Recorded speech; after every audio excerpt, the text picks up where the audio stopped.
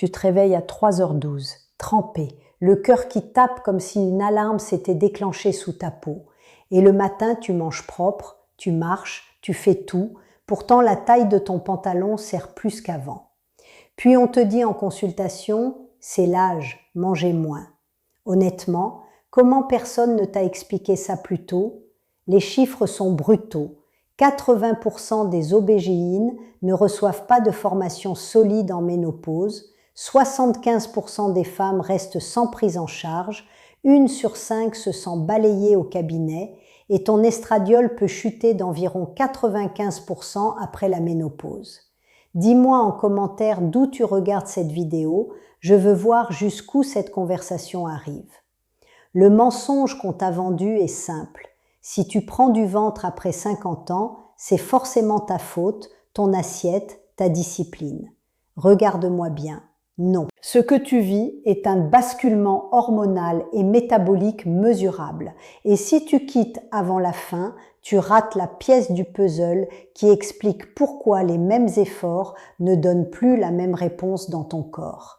Et quand tu l'entends clairement, tu cesses de te blâmer parce que tu comprends enfin que ta souffrance n'a jamais été un échec personnel. Tu te réveilles à 3h12, trempé, le cœur qui cogne comme une alarme sous la peau, et à 8h, tu fais encore tout bien pendant que ton ventre avance quand même. Puis on te dit, c'est l'âge, mangez moins, comme si ton corps mentait.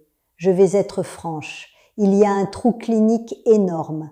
Environ 80% des gynécologues obstétriciens reçoivent peu de formation solide en ménopause. 75% des femmes restent sans vraie prise en charge. 1 sur 5 se sent balayé en consultation et l'estradiol peut chuter d'environ 95% après la ménopause. Laisse un commentaire et dis-moi d'où tu regardes. Je veux voir jusqu'où cette conversation arrive. Parce que non, ce que tu vis n'est pas un échec de volonté. C'est un mécanisme hormonal et métabolique qu'on ne t'a pas traduit clairement et le silence s'arrête dans ce cabinet. Et si tu pars maintenant, tu rates la pièce la plus importante, ce qui explique pourquoi 2 femmes avec les mêmes efforts n'ont plus du tout la même réponse après 50 ans. Et le marqueur simple qui le révèle bien avant ce qu'on te dépiste d'habitude. Ta mère, et peut-être ta grand-mère avant elle, ont traversé ça sans langage précis. Elle disait juste « j'ai chaud, je dors mal », puis elle serrait les dents. Ensuite, en 2002, l'onde de choc du WHI est arrivée et en 18 mois, les prescriptions hormonales ont plongé d'environ 43% dans les grandes bases de suivi. Le message public est devenu « danger d'abord, nuance plus tard ». Résultat, une génération entière a appris à avoir peur de comprendre son propre corps. Et ce virage a aussi masqué un autre problème, plus discret, l'insuline. On va y venir. Et pendant que la peur s'installait, la formation n'a pas rattrapé le réel. En 2013, seulement 20,8% des médecins en formation rapportaient un enseignement formel sur la ménopause. En 2023, on n'était qu'à 31,3% de directeurs de programme déclarant un cursus dédié sur 99 réponses. Tu vois le trou ? Toi, tu arrives avec des réveils nocturnes, un ventre qui change, un brouillard mental, et en face, tu as souvent une consultation chronométrée, un logiciel, une case stress. Même l'assurance suit cette logique et retarde, refuse ou renvoie. Et après, on te dit que c'est dans ta tête. C'est comme ça que le silence se transmet. À table, personne n'en parle. Entre amis, on minimise. Dans les médias, après un certain âge, ton corps disparaît du cadre. Alors tu te crois seul avec des symptômes qui s'empilent. Et plus les mois passent sans lecture hormonale correcte, plus la fenêtre pour agir se rétrécit, surtout sur le plan métabolique. Je me souviens de femmes arrivant presque en s'excusant d'exister, parce qu'on leur avait répété « c'est normal ». La question maintenant c'est à quel moment exact ton métabolisme bascule et pourquoi ce marqueur simple n'est presque jamais demandé assez tôt. Ce qui t'a laissé tomber, ce n'est pas un mauvais médecin, c'est une chaîne entière. Après la panique post-WHI, la consultation a appris à craindre avant d'expliquer et la formation a continué sans vrai module sur le lien entre chute hormonale, graisse viscérale et insulino-résistance. Alors toi, en périménopause, puis ta sœur en post-ménopause, vous arrivez avec le même récit, sommeil cassé, ventre qui change, tête brouillée, et on répond stress. Regarde le coût humain. En 2025, 34% des femmes de 45 à 60 ans décrivent des symptômes modérés à très sévères et 87% ne consultent même pas. Et pendant que ce vide clinique restait ouvert, un autre acteur a pris la place, le marché du bien-être, très fort pour vendre, beaucoup moins fort pour diagnostiquer. Il pesait 18,31 milliards de dollars en 2025 et vise 29,19 milliards en 2034. Ce n'est pas illégal, mais ça remplace souvent une lecture médicale par des promesses rapides. Le système gagne du temps, l'industrie gagne des ventes, et toi, tu paies en années de symptômes non traités. C'est là que tu passes de « mon corps me trahit » à « on ne m'a pas donné la bonne grille ». Et la prochaine pièce, c'est celle qui change tout. Pourquoi ton insuline peut rester haute avant même le prédiabète? Le premier étage, il est hormonal, mais pas seulement ovarien. L'œstrogène n'agit pas dans 2 ou 3 zones. On retrouve ses récepteurs dans plus de 400 tissus, du cerveau aux muscles, de la paroi vasculaire au plancher pelvien. Donc, quand le signal baisse, ton corps entier change de consigne, comme un tableau électrique où des pièces passent en veille sans prévenir. Ce n'est pas ton assiette qui a soudain cessé de marcher, c'est le moteur qui répond autrement. Et si ce signal touche autant de tissus, tu vois où je veux t'emmener. Pourquoi ton cerveau te fait croire que tu deviens quelqu'un d'autre? Je vais te dire un souvenir précis. À 52 ans, un matin à 5h40, j'étais debout dans ma cuisine, carrelage froid sous les pieds, et j'avais cette sensation de bourdonnement interne, comme si mon système d'alarme restait bloqué sur on. Ce jour-là, j'ai compris dans mon propre corps ce que je voyais chez mes patientes. L'axe HPA se dérègle, le cortisol reste haut et on appelle ça juste du stress. Or, après une nuit raccourcie à 4 heures, la captation du glucose peut baisser d'environ 25% dès le lendemain. Tu comprends le piège? Ensuite, tout se cumule, ça ne se compense pas. La baisse neurochimique peut mimer un trouble anxieux ou dépressif, pendant qu'en parallèle, le tissu génito-urinaire s'affine. Après la ménopause, les symptômes de sécheresse, brûlure ou douleur touchent environ 50 à 70% des femmes et pourtant on te dit souvent que c'est normal. Et la testostérone féminine? Presque jamais dosée correctement quand la fatigue, la libido et la récupération chutent. En 30 ans de pratique, j'ai vu ce schéma exact des milliers de fois. Laisse-moi t'expliquer ce qui se passe réellement dans ton corps.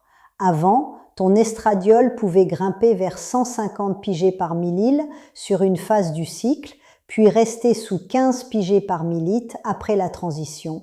Et ce n'est pas un détail, c'est un changement de commande. Dans la cohorte Swan, la chute moyenne autour de la fenêtre allant de -2 à +2 ans autour des dernières règles est d'environ 67%. Donc oui, tu peux garder les mêmes repas, les mêmes marches et obtenir une réponse métabolique opposée. Ensuite, le ventre ne entre-sort pas au hasard. La graisse viscérale accélère justement quand le signal hormonal devient instable. Environ plus 8,2% par an dans la phase la plus sensible, puis encore plus 5,8% par an après. Et pendant ce temps, les symptômes vasomoteurs non traités durent en médiane 7,4 ans, donc 4,5 ans après les dernières règles. Ça fragmente ton sommeil, ton cortisol nocturne reste haut et ton corps stocke plus facilement au centre.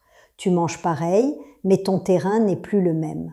Le mois dernier, j'ai vu une patiente, je vais l'appeler Claire. Elle s'est assise là, les mains serrées, et elle m'a dit « J'ai l'impression de disparaître dans mon propre corps ». Sa glycémie à jeun était à 92 mg par décilitre. donc normal sur le papier. Mais son insuline à jeun était à 19 micrules par millilitre. Je lui ai expliqué le mécanisme. Pancréas censuré fort, signal insulinique chronique, stockage abdominal favorisé, même sans excès alimentaire évident. Quand elle a compris, elle a cessé de chuchoter. Elle m'a regardé et m'a dit « Donc je ne l'invente pas ?» C'est là que ça devient impossible à réduire à mange moins. Dans les données longitudinales de milieu de vie, la résistance à l'insuline peut progresser d'environ 8,7% par an pendant la transition, contre 4,2% ensuite et autour de 1,4% avant cette phase. Ton corps change de vitesse métabolique pendant que les conseils restent figés dans une logique ancienne. Voilà pourquoi tu peux être plus strict qu'à 35 ans et te sentir puni malgré tout. Et il y a l'os, dont on parle trop tard. La perte minérale s'accélère dans une fenêtre d'environ 3 ans, de 1 an avant à 2 ans après les dernières règles, autour de 2,5% par an au rachis lombaire et 1,8% au col fémoral, puis encore environ 1,1% par an ensuite. Donc non, ce n'est pas juste une histoire de silhouette, c'est un virage systémique où métabolisme, sommeil et squelette avancent ensemble. Si on attend que tout soit franchement anormal, on a déjà perdu du terrain. Le moment où tout devient indéniable, c'est celui-ci. Tu manges pareil, tu marches, tu te couches tôt, et pourtant les réveils nocturnes reviennent, puis l'aube arrive avec le cœur qui s'emballe, la fatigue qui colle et ce ventre qui ne bouge pas. Ce n'est pas contradictoire, c'est une cascade précise.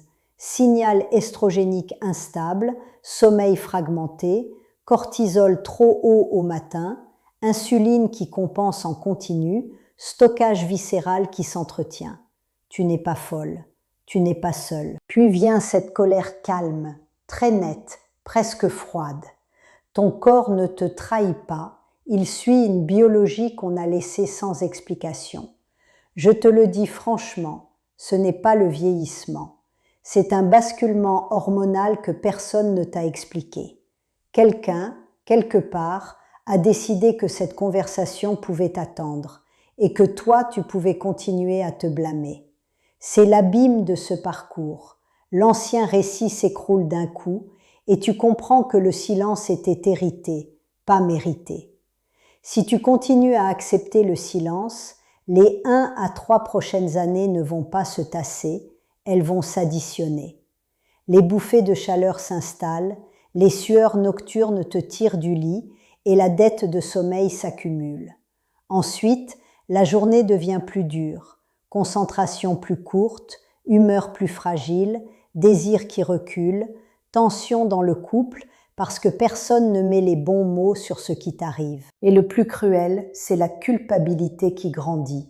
Chaque mois non traité te convainc que le problème, c'est toi. Entre 3 et 10 ans, le coup devient structurel. Dans la fenêtre post-ménopause, la perte osseuse peut approcher 20% si rien n'est évalué ni pris en charge à temps, pendant que la protection cardiovasculaire liée à l'œstrogène s'efface progressivement. Et le syndrome génito-urinaire, lui, ne se règle pas tout seul. Il tend à se chroniciser, avec sécheresse, douleur, troubles urinaires, intimité évitée, confiance abîmée. Ce n'est pas spectaculaire d'un jour à l'autre, c'est justement le piège. Puis sur 10 à 30 ans, l'addition devient visible pour tout le monde autour de toi. Le risque fracturaire atteint environ 1 femme sur 2 après 50 ans, avec des fractures qui coûtent de l'autonomie, de la mobilité et parfois la liberté de vivre comme tu veux. Le risque cognitif grimpe aussi quand un signal neuroprotecteur perdu n'a jamais été sérieusement discuté. Et la maladie cardiovasculaire reste la première cause de mortalité chez les femmes après 60 ans. Là, on ne parle plus d'inconfort, on parle d'années de vie vécues plus petits que nécessaire. Et maintenant, tout de suite, il y a aussi la charge psychologique. Environ 70% des femmes rapportent de l'anxiété dans cette transition et le risque de symptômes dépressifs peut doubler en périménopause. Alors tu te demandes si tu exagères, tu te compares, tu te tais. De l'extérieur, tu tiens. À l'intérieur, c'est comme avoir une douzaine de téléphones en mode vibreur dans la poitrine, sans bouton arrêt. La honte prospère dans ce silence-là, et l'isolement aussi. Je ne te dis pas ça pour te faire peur, je te dis ça pour te rendre ton pouvoir de décision avant que le temps fasse le tri à ta place. Si ce que je viens de décrire te ressemble, dis-moi en commentaire lequel de ces impacts personne ne t'avait jamais expliqué. Sommeil cassé, ventre viscéral, douleurs intimes, brouillard mental, peur de perdre pied. Je lis ces messages et ils aident d'autres femmes à se reconnaître plus tôt. Ce n'est pas un échec personnel, c'est un silence hérité avec un coût physique mesurable. Demain matin, tu ne vas pas mieux expliquer ta souffrance, tu vas cadrer la consultation.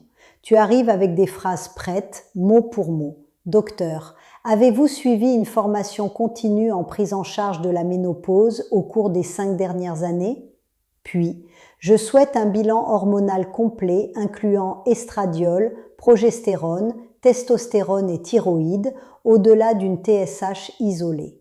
Et si on te répond trop vite, tu restes calme.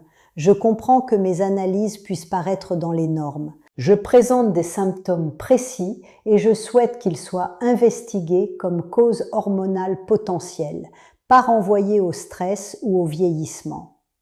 Là, tu changes la dynamique. Ensuite, tu demandes les examens par leur nom. Bilan hormonal complet élargi, insuline à jeun si le poids monte malgré les efforts, FSH si le stade de périménopause reste incertain et ostéodensitométrie DEXA pour la densité osseuse après 50 ans. Pour trouver le bon clinicien, cherche la certification NAMS historique, aujourd'hui MSCP de The Menopause Society, puis vérifie l'annuaire officiel de la Menopause Society et les compétences affichées en santé de la ménopause. C'est difficile. Tu demandes à un système qui t'a laissé tomber de te servir enfin. Mais maintenant, tu as le langage auquel il répond. Tu n'es pas en échec. On ne t'a jamais dit la vérité sur ce qui se passait dans ton corps. Regarde, maintenant tu as la carte. Ton ventre, ton sommeil cassé, cette fatigue qui te brouille, ce n'était pas une faute de caractère, c'était un mécanisme qu'on t'a laissé porter seul. Le silence se termine dans cette pièce. Et je veux te laisser avec une question qui reste après la vidéo. Combien d'années t'a-t-on fait perdre à lutter contre ton assiette alors que le vrai combat était contre un signal hormonal et insulinique jamais nommé? Dans la prochaine, je vais te montrer la couche suivante, le marqueur clinique simple qui bascule avant le diabète. Raconte ton histoire en commentaire ou juste la phrase que tu avais besoin d'entendre aujourd'hui et que personne ne t'avait dite en consultation. Je lis chaque message. Si quelque chose a enfin cliqué pour toi, dis-le aussi, parce que tes mots peuvent raccourcir la route d'une autre femme. Prends soin de toi. Je te retrouve dans la prochaine.